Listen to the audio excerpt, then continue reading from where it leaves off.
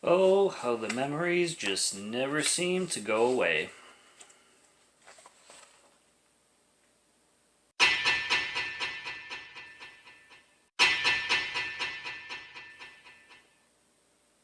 Ah! Ah! Ah!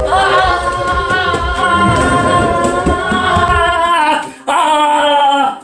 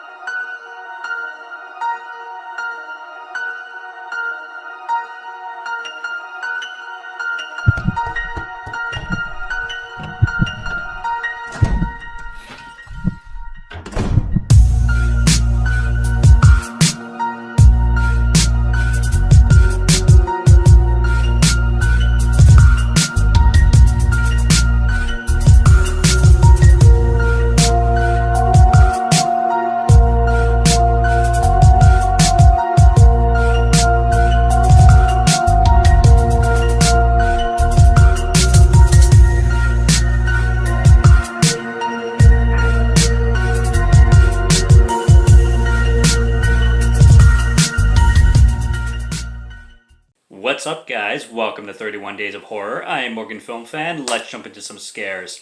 Hell High is a film that was shot in 1985, completed in 1986, but was not released until 1989. And it was one of those slashers that came out at the end of the decade where there was a slew of slashers, as we all know from the early 80s and mid 80s. And that's why this one got a little bit lost. Not a lot of people, even in the horror community, have heard too much about this film until, of course, Arrow Video put it out in this beautiful release in 2022.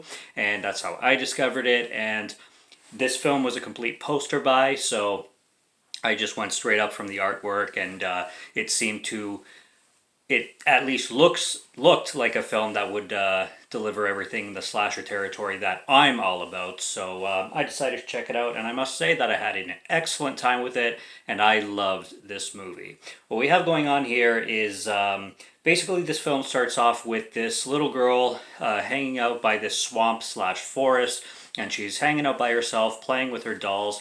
She's in this little shack, kind of a strange situation, but she's just hanging out by herself when this couple comes along on a motorcycle, and they decide to stop in the shack to have some fun. They don't see the little girl anywhere. She's off hiding somewhere, and this couple decides to go at it. Now, one thing this film is absolutely filled with is 80s sleaze, and if that is triggering to anybody who might be sensitive to sexual assault and stuff like that, we're talking about 3 or 4 times in this film where that happens. It's quite messy, and this film is filled with all those 80s stereotypical tits and gore and blood and slashes and all that stuff. So this couple decides to go at it, and this guy basically acts like he owns the chick, and she's not feeling it, and he gets all pissed off, and she is not, she's scared of being caught and everything. She doesn't like the situation. He's calling her, an effing bitch pretty much, and he gets all pissed off and then gets on his motorbike. I thought he was actually going to drive off without her, but he's like, "Get over here, bitch," like some macho 80s guy, and she gets back on and they go off. The little girl is pissed off because since the girl didn't want to have sex with this guy, he snapped off the head of a doll, and this really made the little girl upset. So she happens to get a bucket of slime, and when these people on the motorcycle are driving off, she gets to throw this bucket of slime onto the guy, wanting to, get him filthy pretty much. Unbeknowing, she didn't know that he was gonna crash the bike and fly off the motorcycle with his girlfriend and be impaled by these spikes. So she basically murdered 2 people, sorry, and this traumatized this little girl like crazy. So we flash forward 18 years later. This little girl is now a grown woman. She's teaching at high school. Her name is Brooke Stone, or Mrs. Stone, as the kids call her, or Miss Stone, however you want to say it. And this woman is still traumatized from that day, and it's known around the high school in the neighborhood that she is traumatized, and it's no secret pretty much. She's still hiding this pain and struggle within her. And in the high school, you have these pranksters.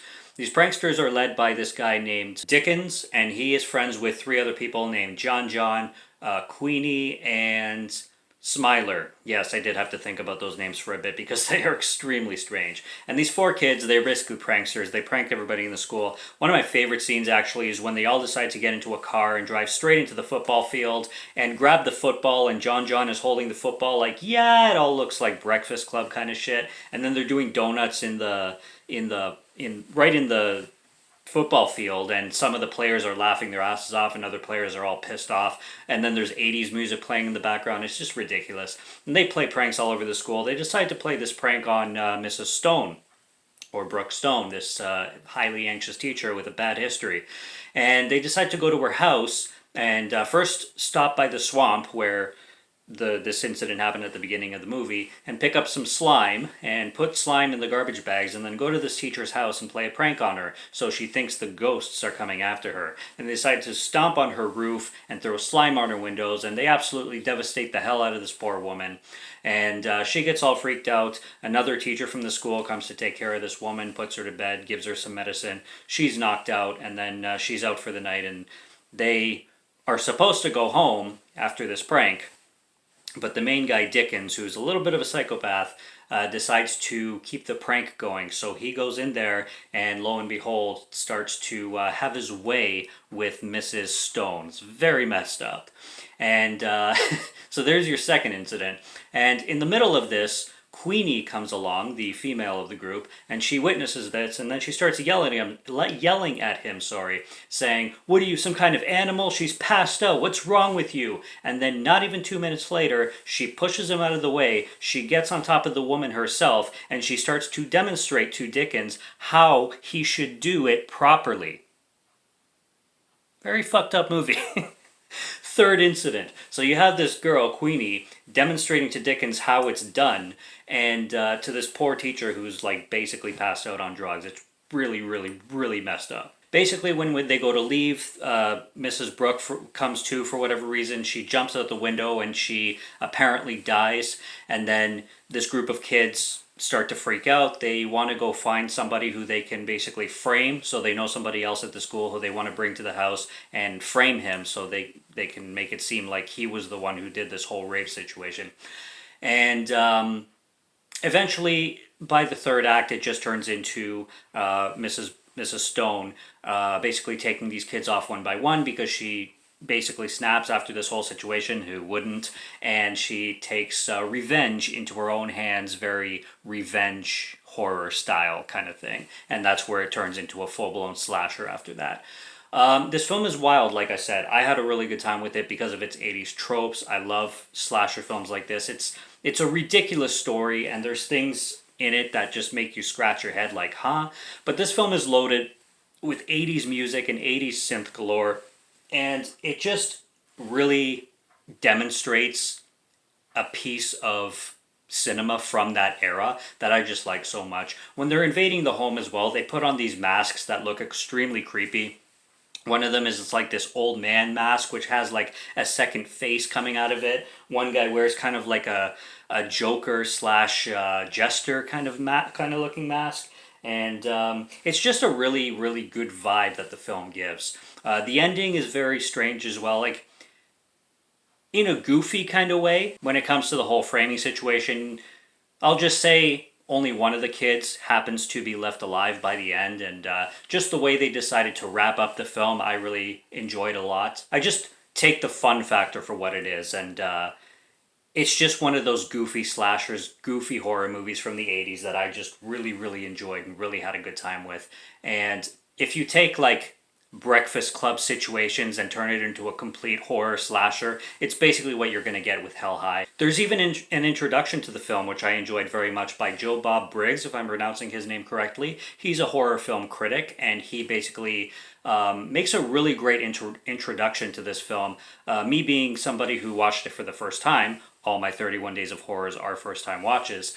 It was a really great not demonstration, but an explanation and an example of what the audience is going to be getting into, and he makes it obviously completely spoiler free because he's a professional. And I really liked hearing his take on the film as an introduction into the film, and that just kind of made me appreciate the film that much more. So I really liked it for an 80s slasher. It's just too bad that this one came out so late in the slasher frenzy, and with the production problems and everything in it, there was a few of them.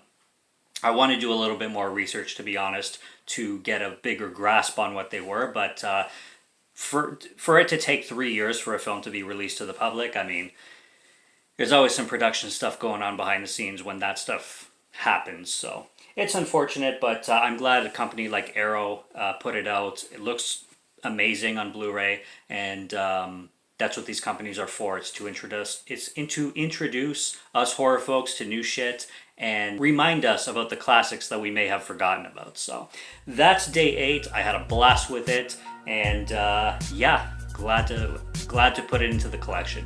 Subscribe to Morgan Film Fan if you like to listen to my voice, or if you like my film reviews. I will be back with more soon, so stay tuned for those. Check out tomorrow's 31 Days of Horror. Check out what else is on the channel. Stay tuned for what's coming. Until next review, have a good one. Take care and cheers.